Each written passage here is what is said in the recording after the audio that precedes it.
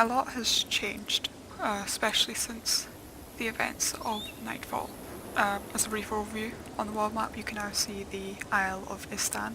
This gives you a brief overview of part of the Istani Island. Now, as someone who started playing Guild Wars with Nightfall, I would class myself as an Istani, and these changes are, well, I have some thoughts about them, but I don't really want to give you too much of a biased opinion here. First of all, I'm going to mention is, but before you unlock any part of the map, you can see there is a cube just north of the Island of Istan, south of the Isle of Jaka. Kind of looks kind of a Surin, like a mini Ratus, most likely somewhere where Zin or some other Surins made another city in the last 250 years. Not sure if that's actually recent or not, but it's the first time I've noticed it.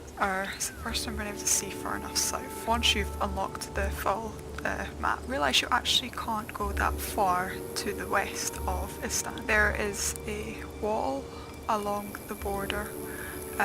This cuts off the Zelon Reach, the cliffs of the Horjok, Black Titan, Jokner's Diggings and Farner. As well as you notice, without even unlocking Island of Istan, Dragon Band has moved yet again.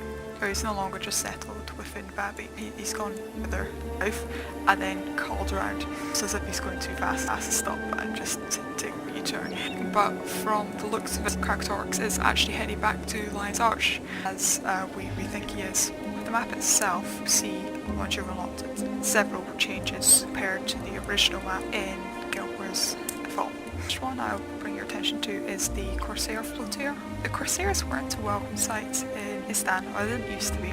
Constantly chased out, setting fire to Istani villages, causing havoc. They were pirates. They are pirates, they still are pirates, they haven't changed. The only thing which has changed is Joko now hires him for his own gains. They aren't allied or anything, it's just they have an understanding between each other. As well as that, the first thing I noticed, the first thing that I think anyone who's played Nightfall noticed, is Kamadan. Or it's no longer Kamadan, it's now Palawan Jewel of Istan. That's the only reason I knew it was the same place. But wow, has Kamadan changed? Not sure if I hate this or love it. Makes sense, but oh, I'm just so nostalgic for Kamadan now. I feel like killing Joko all over again. I know he can't die, but you know, that tomb, if it's still there, I want to prison him back in it. Just for what he's done to Kamadan, and no other reason. Approach more the changes of Kamadan introduced into Palawan a later date, but wow. You'll see a lot more of as well within the map is of Aragons. Was a class within the original Guild Wars Nightfall with Dervish, but I have to say it's wrong or anything, but the cliffs have changed. I mean, it's been 250 years, so yeah, that makes sense. There are cliffs, which are fields, which are up there. As well as this, I could be mistaken.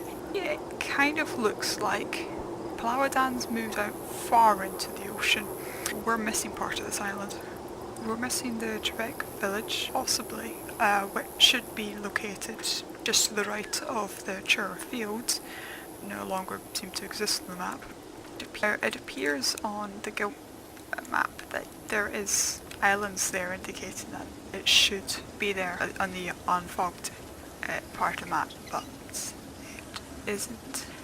Yeah, either I've misread the map completely, or the Corsairs or Joko have sunk that part of the islands completely. Now, given that the Trebek village, the first thing you see when you start the Nightfall campaign is the Trebek village just on fire, attacked by Corsairs.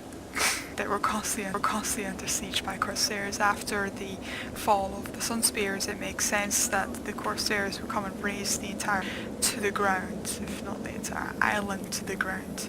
So that's what it looks like has happened in the 250 years between them. That, if is true, is probably the most shocking thing changed to the map. Go into more detail on some of the places a little bit more later. Thanks for listening, and I'll see you next time.